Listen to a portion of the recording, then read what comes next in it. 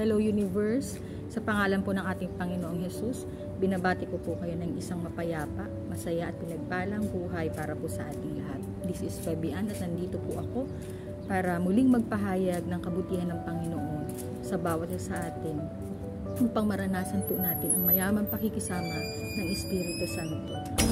At sa kapahayagan po ng Panginoon na siyang ibababa sa atin sa mga oras na ito, bago po ako magsimula, ay nais ko muna pong manalangin para sa katagumpayan po ng kapahayagan ng Panginoon. Hallelujah!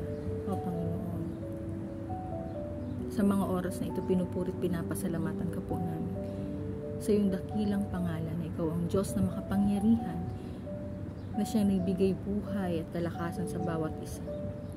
Sa lahat ng tao sa buong sangkatauhan, ikaw ang Diyos na mabuti, na siyang nagmamahal, kumukupkup at nagmamalasakit sa bawat isa sa amin. Kahabagan mo po kami, Panginoon, sa mga pagkakataon na ito. Lumalapit kami sa iyo at humihingi ng awat habag mo. Patawarin mo po kami sa lahat ng aming pagkukulang, sa lahat ng aming Panginoong kasalanan, lihiman po o hayag. Kahabagan mo po kami.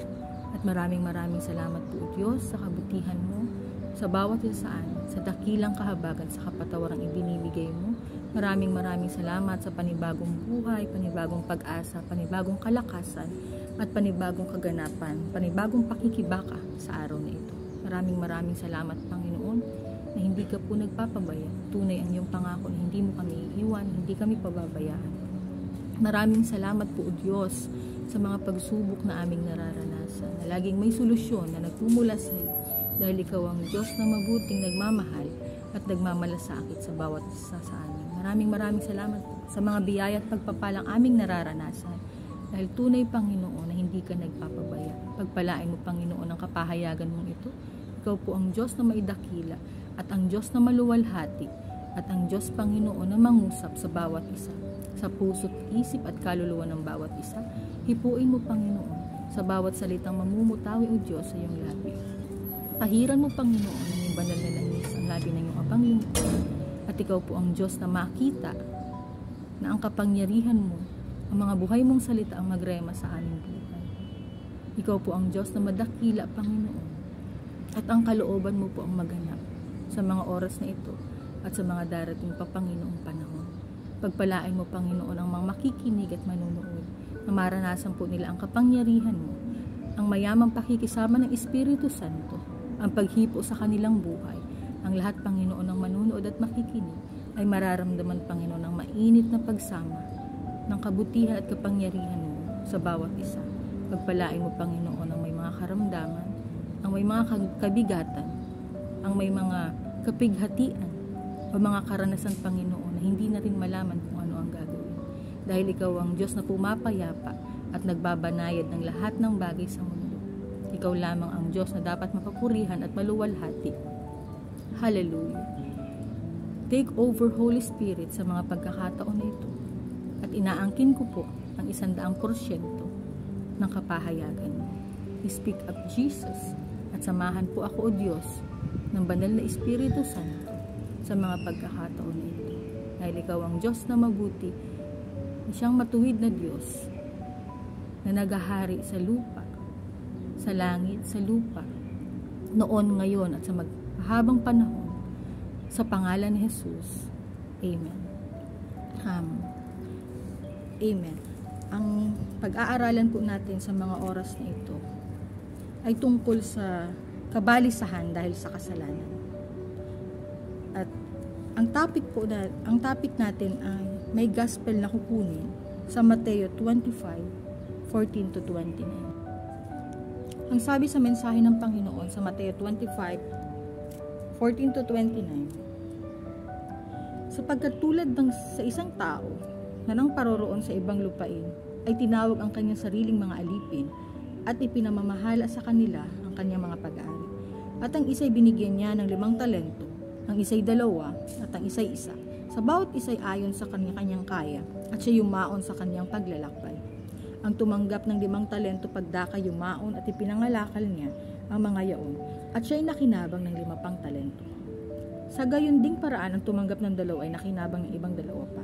Tatapot ang tumanggap ng 1 ay yumaon at humukay sa lupa, at itinago ang salapi ng kanyang Panginoon. Pagkatapos nga ng mahabang panahon ay dumating ang Panginoon ng mga alipin yaon at nakipaghusay sa kanila. At ang tumanggap ng 5 talento ay lumapit at nagdala ng 5 pang talento na nagsasabi, Panginoon, binigyan mo ako ng 5 talento. Narito ako'y nakinabang ng 5 pang talento. Sinabi niya sa kanya ng kanyang Panginoon, mabuting gawa, mabuti at tapat na alipin. Nagtapat ka sa kakaunting bagay. Pamamahalain kita sa maraming bagay.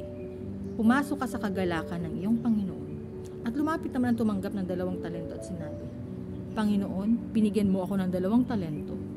Narito ako'y nakinabang ng 2 pang talento.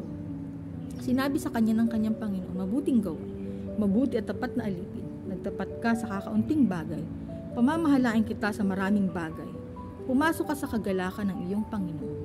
At lumapit naman ang tumanggap ng 1 talento at sinabi, Panginoon, nakikilala kita na ikaw ay taong mapagmatigas, na gumagapas ka doon sa hindi mo hinasikan. At nagaani ka doon sa hindi mo sinubugan. At ako'y natakot at ako'y yumaon. At aking itinago sa lupa ang talento mo. Narito, nasa iyo ang iyong sarili. Datapat sumagot ang kanyang Panginoon at sinabi sa kanya, Ikaw na aliping masama at tamad, nalalaman mong ako'y gumagapas sa hindi ko hinasikan, at nagaani doon sa hindi ko sinabugan. Gayon pala ibinigay mo sana ang aking salapi sa nagsisipangalakal ng salapi, at nang sa aking pagdating ay tinanggap ko sana ang ganang akin, pati ng pakinabang. Alisin nga ninyo sa kanya ang talento at ibigay ninyo sa may 10 talento, sapagkat ang bawat mayroon ay bibigyan, at siya'y magkakaroon ng sagana, ngunit ang wala, pati pa ng nasa kanya, ay aalisin sa kanya. Amen.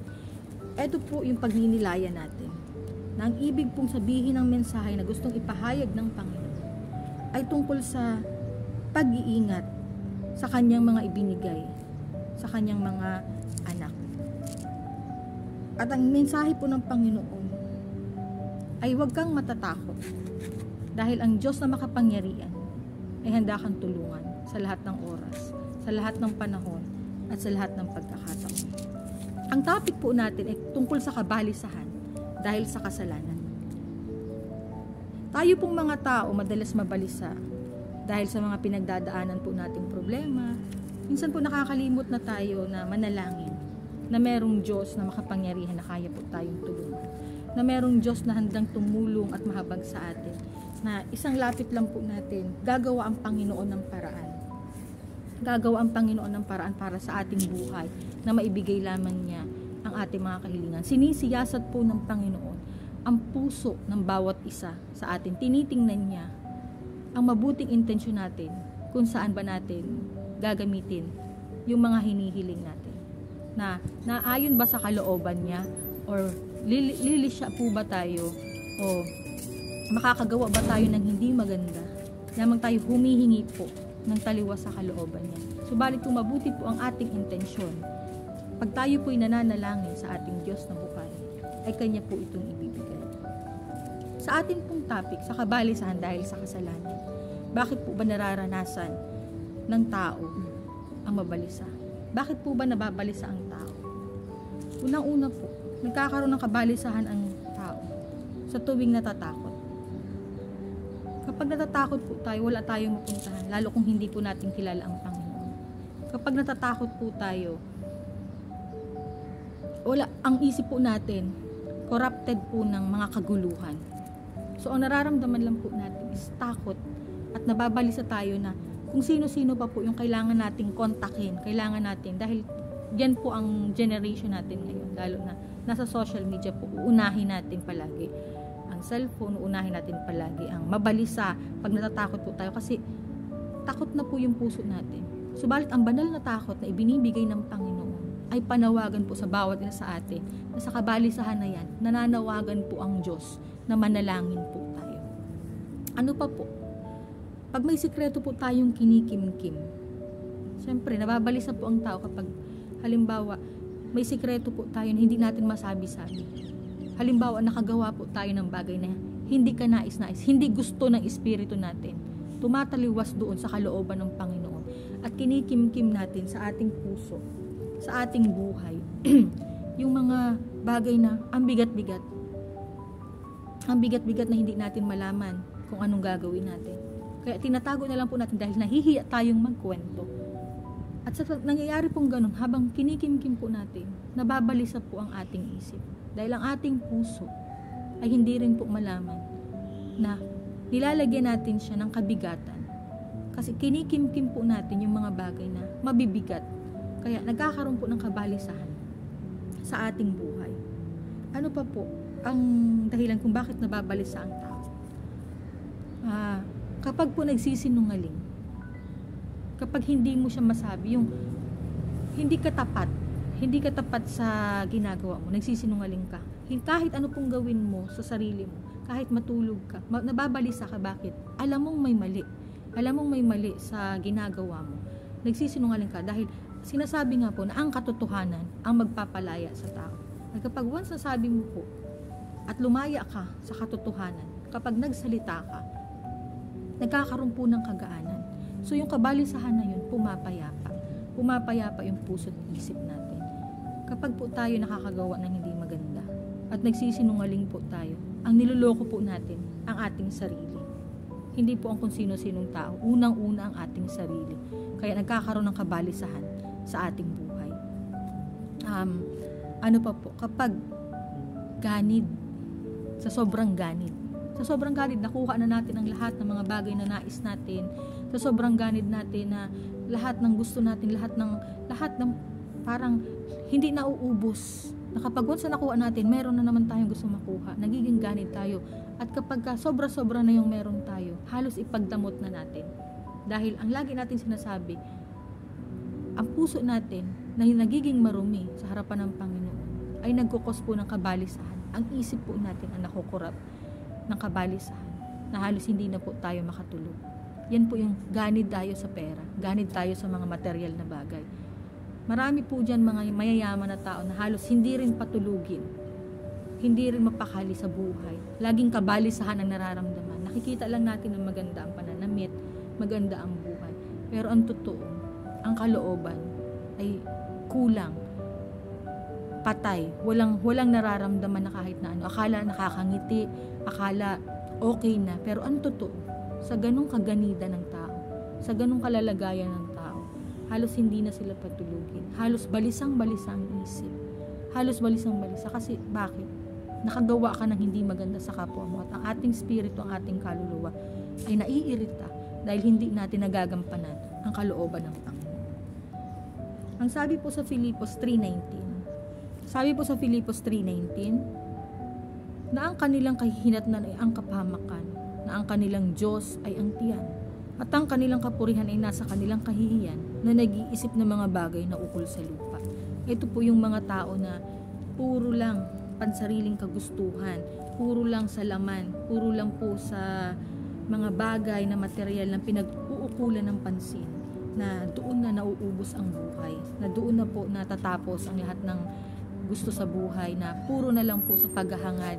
Dahil sa ating pong paghahangad, nagkakaroon po tayo ng kabalisahan. Yung paghahangad po sa laman na halos doon na maubos ang buhay natin, na nawawala na yung ugnayan natin sa Panginoon. Kaya nababalisa po tayo bilang tao. Dahil kapag nakakagawa po tayo ng hindi maganda o na nanluloko po tayo ng ating kapwa at dinadaya po natin, akala po natin ang dinadaya natin ay ang ating kapwa, dinadaya po natin ang ating sarili. Na ang mensahe ng Diyos na gusto lamang ng Panginoon na lumapit tayo sa Kanya. Nagpapahayag ang Panginoon na para hindi po tayo mabalisa ay magkaroon po tayo ng ugnayan sa Kanya. Ang sabi po sa mensahe ng Kawikaan 14:26-27. Sabi po sa mensahe sa Kawikaan 14:26-27, sa pagkatakot sa Panginoon ay may matibay na pagkakatiwala at ang kanyang mga anak ay magkakaroon ng dakong kanlungan. Ang pagkatakot sa Panginoon ay bukal ng kabuhayan upang humiwalay sa mga silo ng kamatayan. Ito po yung mensahe ng Diyos na kapag po meron tayong takot sa Kanya, tayo po iingatan.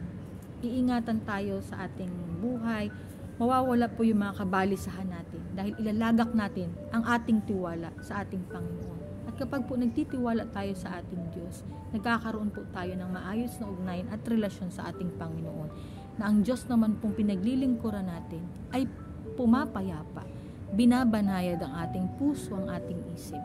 Dahil sa kanyang mga buhay na pangako, ibibigay niya po sa atin ang Espiritu Santo bumababa, ibibigay po sa atin ng Panginoon ang kaligtasan. So sa kabalisahan po na nararanasan natin, ang Diyos lang po lagi ang solusyon na magkaroon po tayo ng pagtitiwala at pagtatapat sa ating Panginoon. At ano pa po ang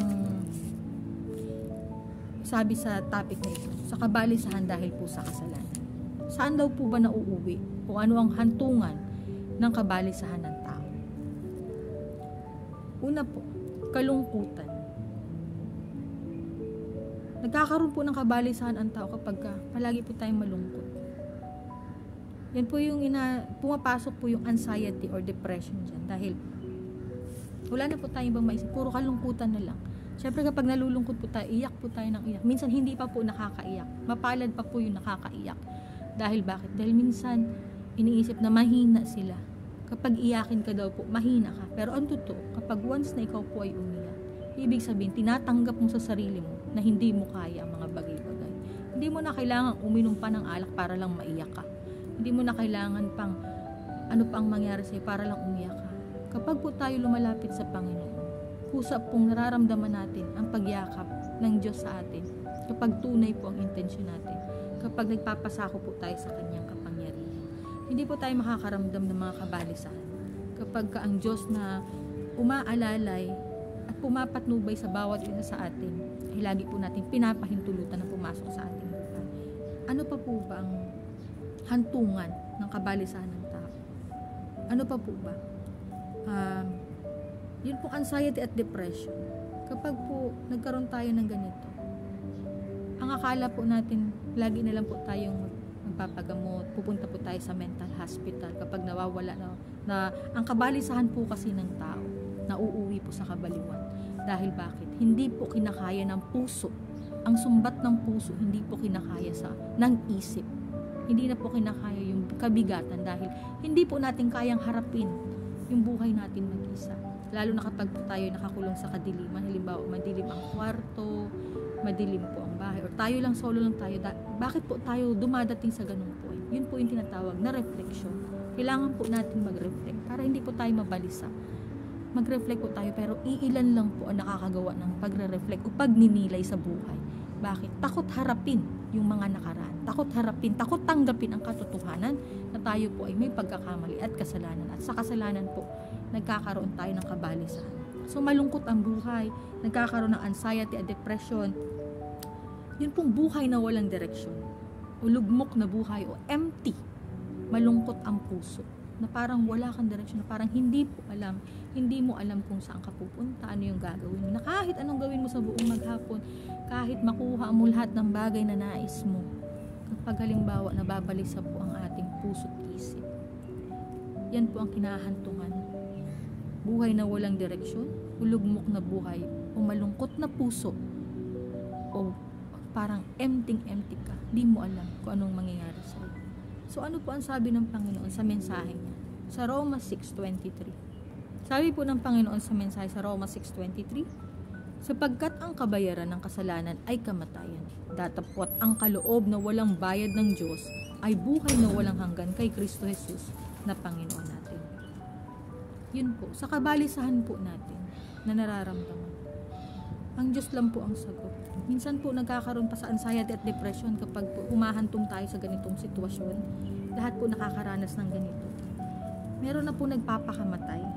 Nakakaisip na po ng hindi maganda sa kanyang buhay. Bakit? Hindi na alam ang solusyon. Tatapusin na ang buhay. Ayaw nang mabuhay, ayaw nang magising, ayaw nang humarap sa mga pagsubok sa buhay dahil ayaw nang masaktan. Ang lahat ng tao takot masaktan. Bakit? Kasi hindi natin kaya. Pero kaya tayo nakakaramdam ng mga pain, mga sakit. Sinusubukan at hinuhulma ng Panginoon ang ating puso, ang ating buhay, kung gaano tayo katatag na maniniwala at magtitiwala sa Kanya. Ang mga pagsubok po na nararanasan natin ay blessing in disguise.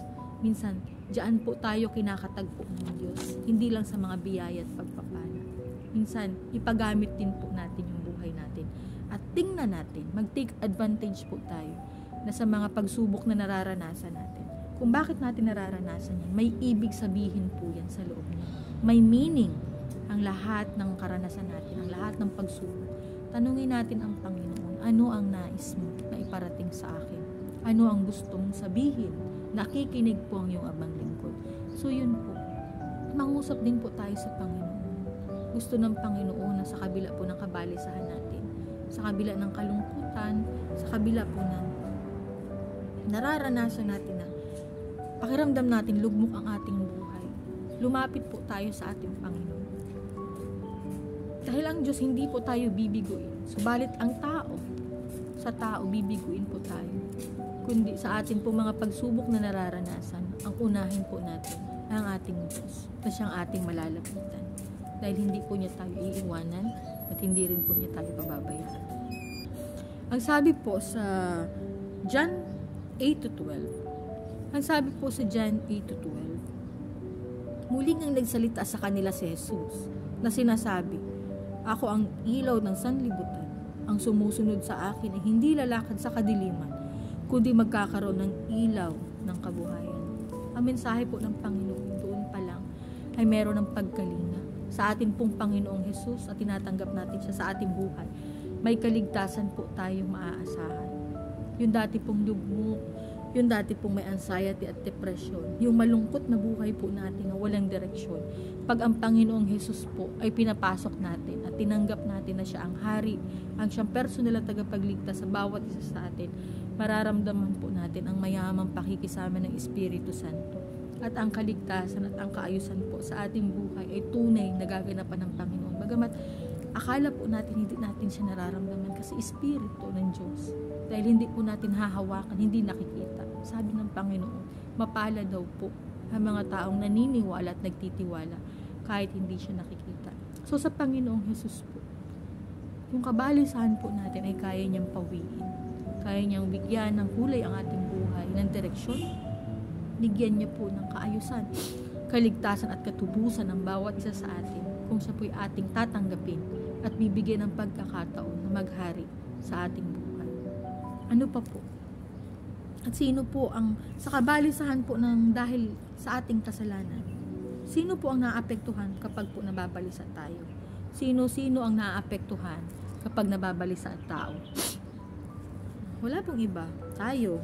Ikaw, ako, yung mga anak natin, asawa natin, pamilya, yung ating pong trabaho at hanap buhay. Bakit naapektuhan? Kapag nababalisa po tayo, hindi na po natin alam ang ating gagawin.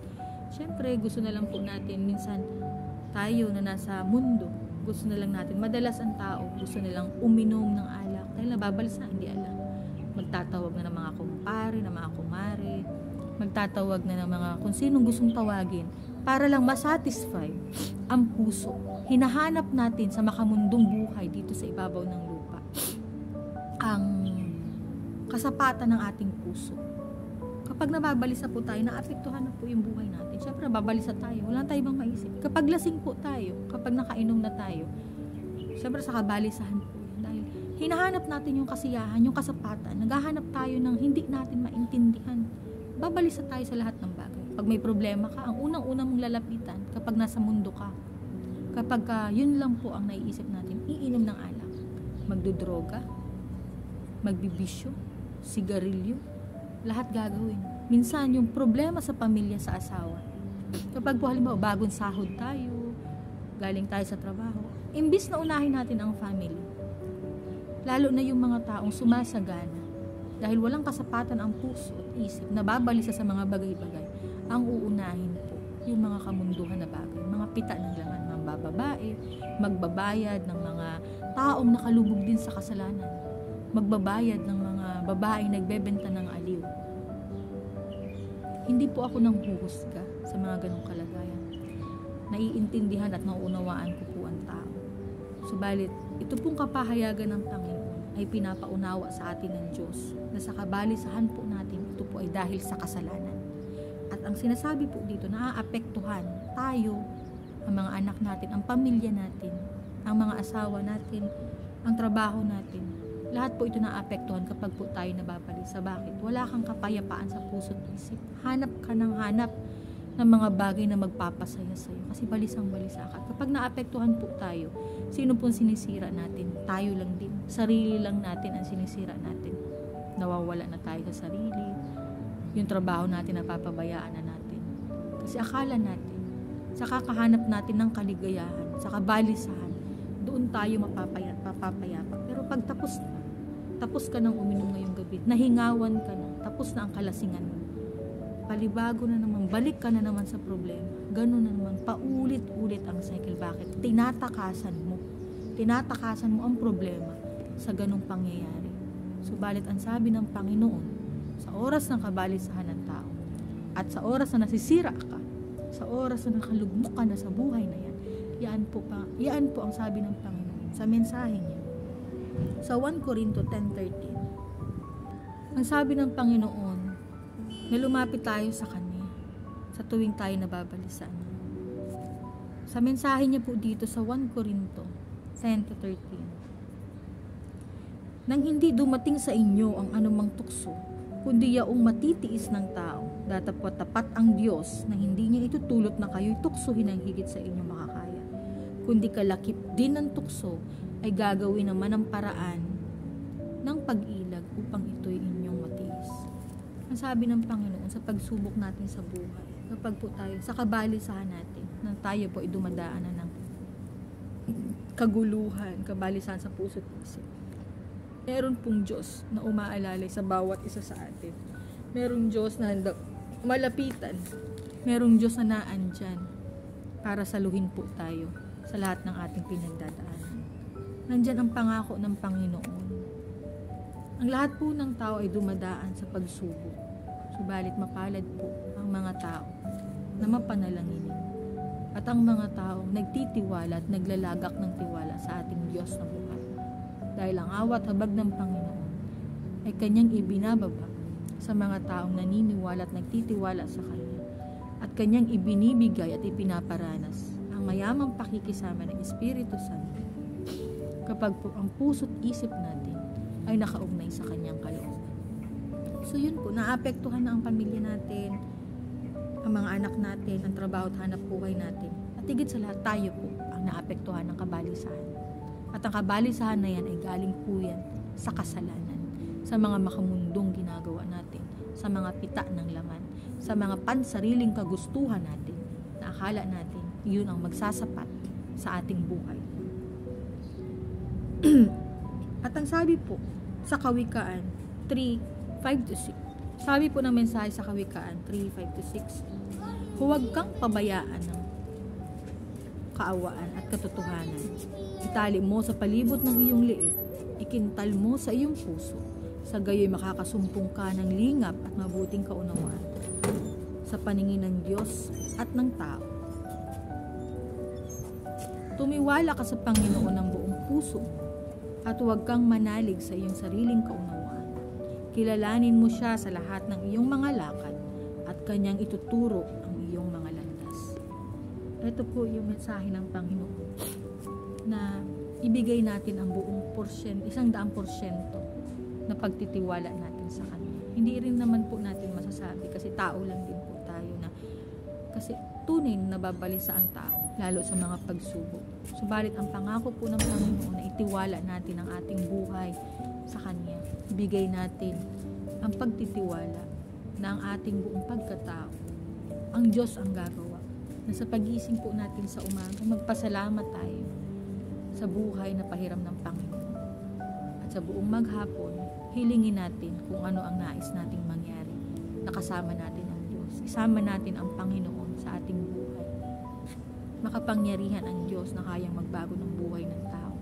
Sa bawat panalangin ng pusong nagsusumangot, nagpapakumbaba, ang Diyos ang gumaganap na akala natin parang wala lang, akala natin parang hindi totoo. Subalit ang Diyos na kumikilos kung mauunawaan natin ang kapangyarihan niya ay napakabuti at napakadalisay ng plano ng Panginoon sa bawat isa. Balansehin po natin ang ating buhay. Hindi lang po dapat sa material na bagay. Pakainin din natin ang ating kaluluwa, yamang nauuhaw at nagugutom po ito. Sa paanong paraan? Sa mga buhay na salita ng Diyos. Magbasa po tayo ng Biblia. Manalangin po tayo at ipagkatiwala natin sa Panginoon na siya ang mag-iingat sa ating buhay. Dahil ang Diyos na nangako sa bawat isa sa atin na nagbigay ng kaligtasan sa pangalan ng Panginoong Hesus, ay kaya po niyang ayusin ang lahat sa ating buhay. At ano-ano po ang mga solusyon upang magtamo tayo ng kapayapaan sa gitna po ng ating kabalisahan?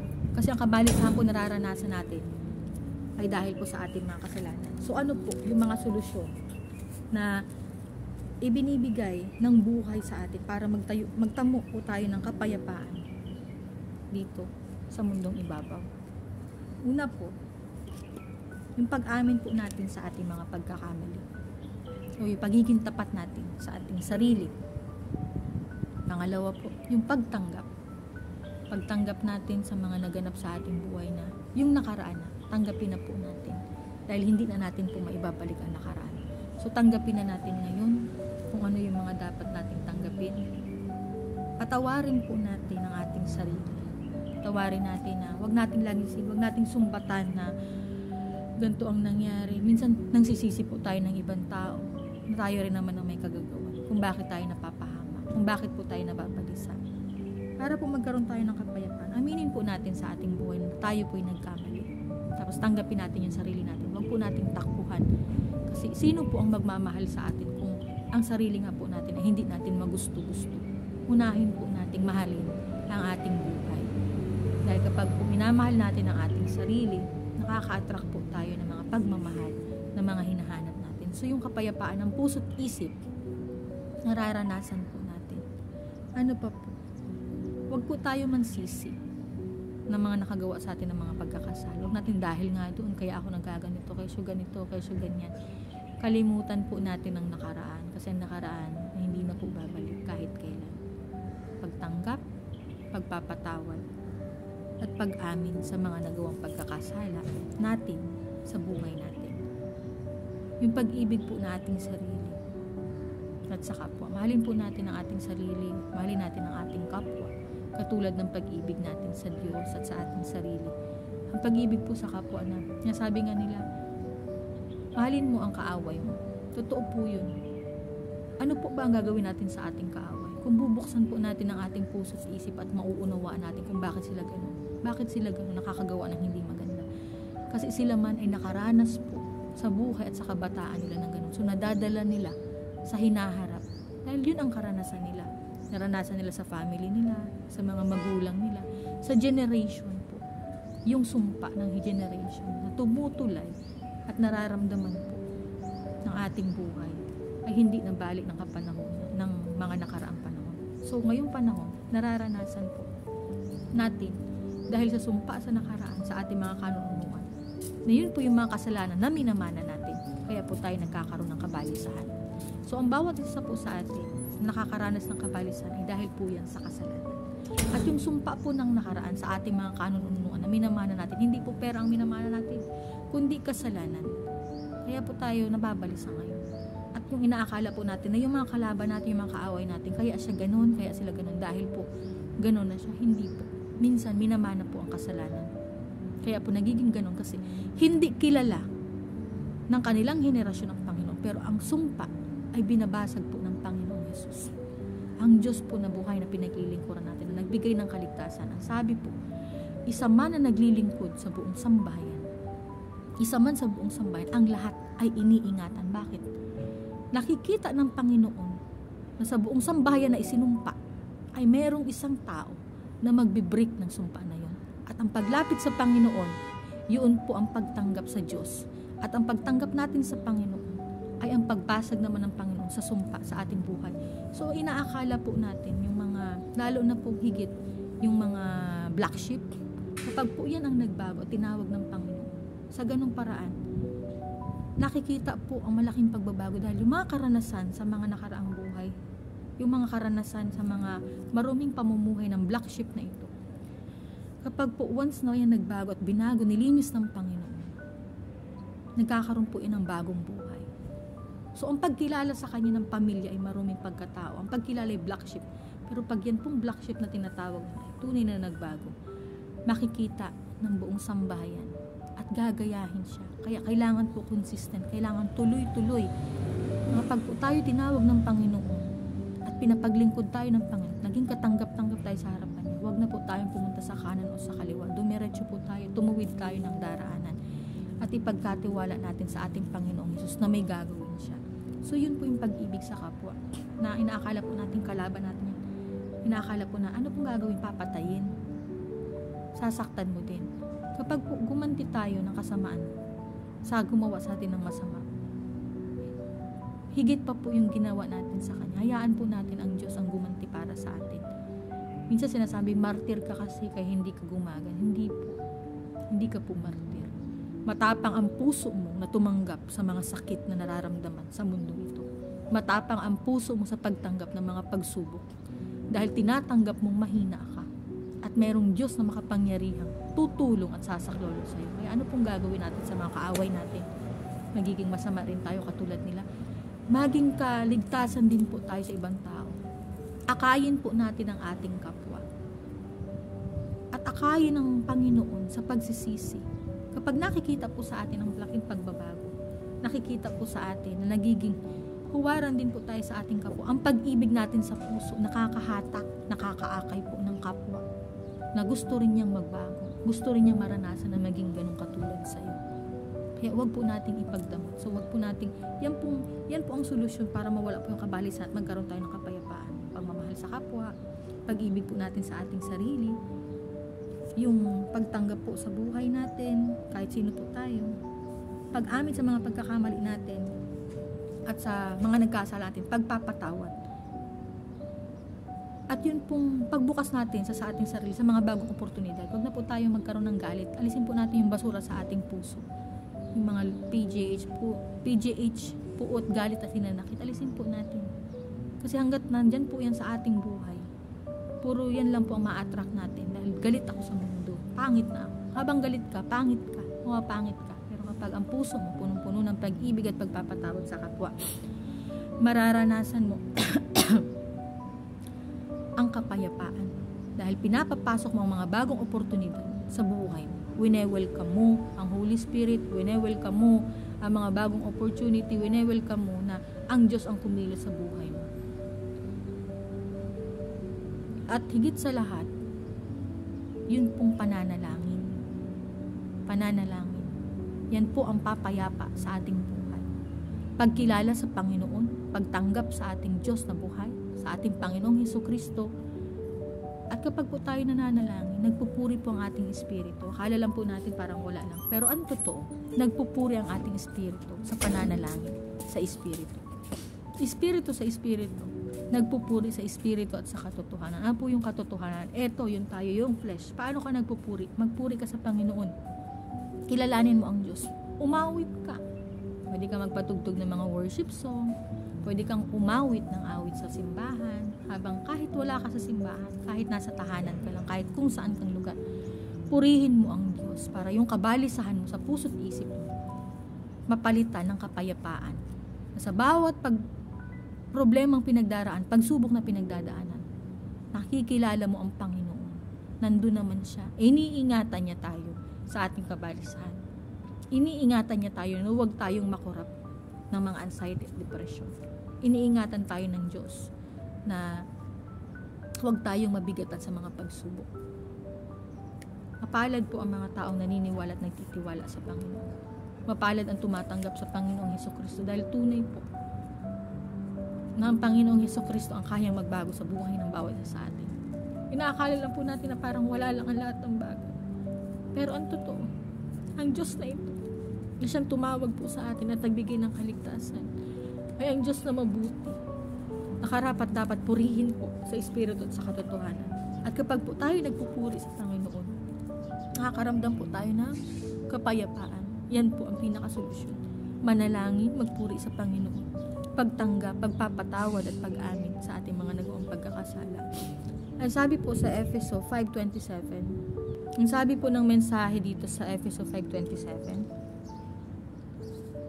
upang ang iglesia ay maherap sa kanyang sarili na maluwalhati, na walang dungis o kulubot o anumang gayong bagay, kundi ito'y nararapat maging banal at walang kapintasan. So doon po sa pagtanggap natin sa ating Panginoong Hesus, sa pagpupuri at pananalangin, para po tayo hindi mabalisa. Ito pong iglesyang sinasabi dito ay ang katawang lupa natin. Tayo po ito. Itong laman. Ito tayong buhay, iglesia ng Diyos. Ito po yung templo ng Diyos na ihaharap natin sa Panginoon. Gusto ng Panginoon, humarap tayo sa Kanya, na banal tayo, malinis, karapat-dapat sa harapan niya. Kaya natatanggap po ng Panginoon ang mga panalangin natin, walang blockages, dahil ang Diyos na ito na pinagkakatiwalaan po natin ay ang Diyos na magbabanal sa ating espiritu at makakaharap po tayo sa ating Amang nasa langit. Yan po ang mensahe ng Panginoon. At sabi rin po sa Mateo 24-33, ang sabi po sa Mateo 24-33, gayon din naman kayo, pagka nakakita ninyo ang lahat ng mga bagay na ito, ay talastasin ninyo na siya'y malapit na, nasa mga pintuan na. Ang Panginoon po handa tayong tanggapin. Nandyan lang po siya. Kumakatok po siya sa ating puso't isip para mawala po lahat ng kabalisahan natin dahil sa ating po mga kasalanan. Sa pagkatok po ng Panginoon sa ating buhay, tanggapin po natin siya. Ang kabalisahan po ay calling yan sa bawat isa sa atin na lumapit tayo sa ating Panginoon. So nandyan lang po ang Diyos. Hindi po niya tayo iniiwanan. Hindi po tayo pinapabayaan ng Panginoon. Hinihintay po ang bawat isa sa atin dahil siya nasa ating harapan. Nasa puso mo lang, kapatid, ang Panginoong Hesus, tatanggapin mo lang. At sa ating pong pananalangin at sa pagpupuri sa Panginoon, sa Espiritu at sa katotohanan, kinikilala natin ang Diyos na buhay na ito. Ang mensahe po sa Romans 13-14. Sabi po dito sa Romans 13-14, magsilakad tayong mahinhin gaya ng sa araw, huwag sa katakawan, paglalasing, huwag sa kalibugan at sa kahalayan, huwag sa mga pagkakaalit at pagkaingitan, kundi bagkus isakbat ninyo ang Panginoong Hesukristo, huwag ninyong paglaanan ang laman upang masunod ang mga kahalayan noon. Ito po yung sinasabing pag-ibig din sa ating sarili, na kalimutan po natin ang pita ng laman. Maging ang ating mga kaaway ay mahalin din po natin. Dahil ang Diyos na ito na nagsabi dito sa kanyang mensahe na magsilakad po tayong matuwid. Yan pong katakawan ay pita ng laman. Paglalasing, yung mga kalibugan, yung mga kahalayan, yung mga pagkakainggit, yung mga galit po sa ating puso. Isa po yan sa nagiging dahilan ng kabalisahan. Kasi wala na pong mapaglagyan.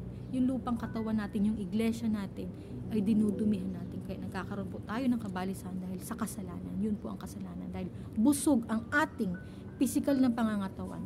Pero yung ating espiritu ay nauuhaw at gutom sa kapangyarihan ng Panginoon. Nauuhaw, gusto rin kumain. Yan po ang mensahe. So ang conclusion po, nakaloob ng Panginoon dito sa ating pong pinagninilayan, na sa ating pong kabalisahan dahil po sa ating kasalanan, na huwag po tayong matakot.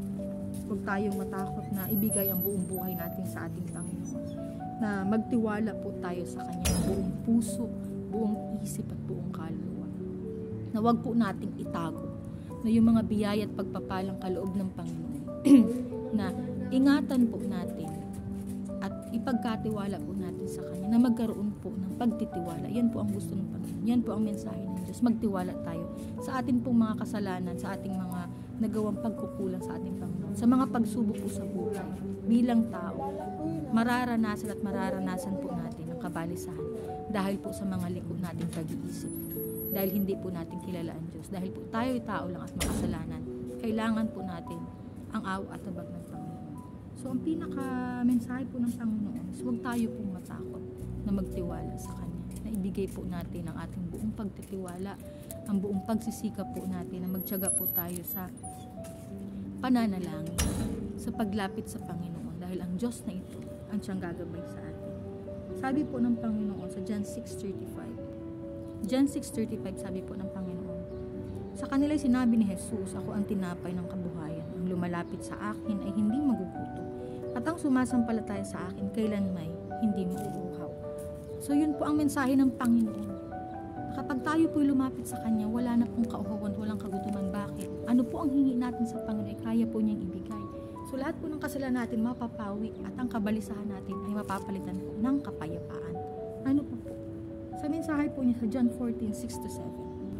Sabi po sa mensahe sa John 14:6-7, sinabi sa kanya ni Jesus, ako ang daan at ang katotohanan at ang buhay. Sino man ay hindi makaparoroon sa Ama, kundi sa pamamagitan. So makakapasok lang po tayo sa kaharian ng Amang nasa langit sa pamamagitan po ng ating Panginoong Hesus na nagpakasakit sa krus ng Kalbaryo.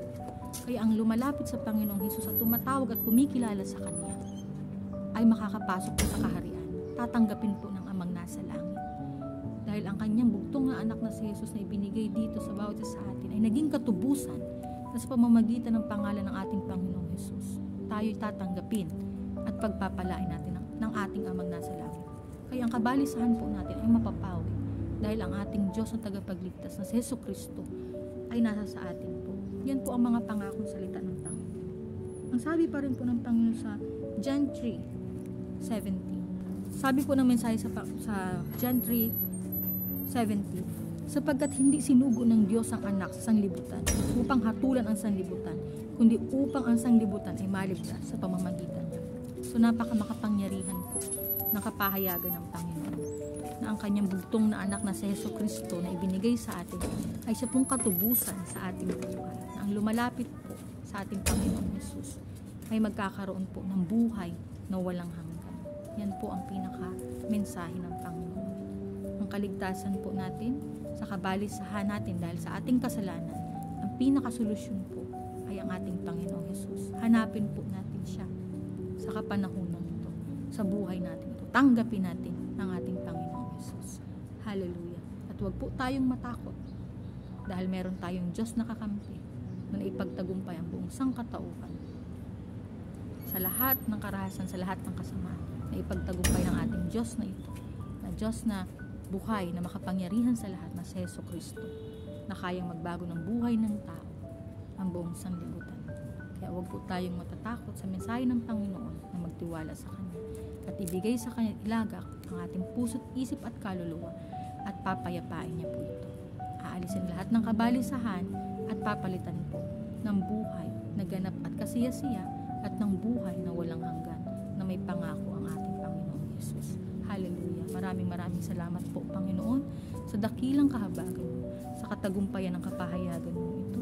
Tunay na ikaw ang Diyos na mapurihan, napapurihan at naluwalhati.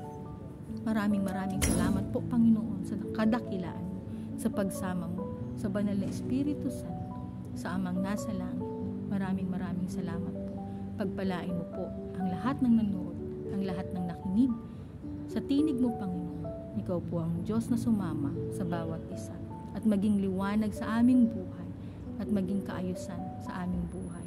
Lusawin, Panginoon, ang lahat ng kabalisahan sa puso't isip ng bawat isa na dahil sa aming kasalanan, ito po ay aming naranasan. Subalit, ang aming Panginoong Hesus na siyang nagbigay ng buhay at nagbigay kaligtasan, ang siya, Panginoon, na pumapayap at bumabanayad sa aming mga karanasan. Pagpalain mo po ang lahat ng may karamdaman na magkaroon ng kagalingan. Pagpalain mo po ang may mga kabigatan at kadiliman na nararanasan sa buhay. Magkaroon po ng kaliwanagan, ng enlightenment, ng clarity. Magkaroon po, Panginoon, ng pag-asa, buhay na ganap at kasiyasiya sa bawat isa sa amin. Pagpalain mo po ang lahat ng nangangailangan ng awat habag mo, sa financial man, sa trabaho man, Panginoon, at magkaroon po ng kapayapaan na tunawin ang lahat ng kabalisahan sa aming buhay. Iparanas mo po sa amin ang kagaanan at ang pagsama ng Espiritu Santo na maranasan po namin ang makapangyarihang pagsama mo at ang katugunan po sa aming mga kahilingan. Dahil tunay na ikaw ang Diyos na tapat na nagbibigay, Panginoon, ng kasapatan sa aming buong pagkatao. Maramdaman ka ng pamilya ng bawat isa na sino man ang nanood at nakinig ay hinipo mo po ang buhay at magkakaroon ng malaking pagbabago sa kanilang buhay dahil ikaw ang Diyos na buhay na tinatanggap nila sa kanilang buhay. Maraming salamat po, Panginoon. Ibinibigay at ipinagkakatiwala ko po ang lahat ng ito sa mga kamay mo. Sa iyo po ang lahat ng papuri, parangal at pasasalamat. Sa makapangyarihang pangalan ni Jesus, siyang maghahari noon, ngayon at magpakailanman, magpasawalang hanggan. At basbasan mo po, Panginoon, ang kapahayagan mong ito at ang panalangin kong ito sa pangalan ng Ama, ng Anak at ng Espiritu Santo.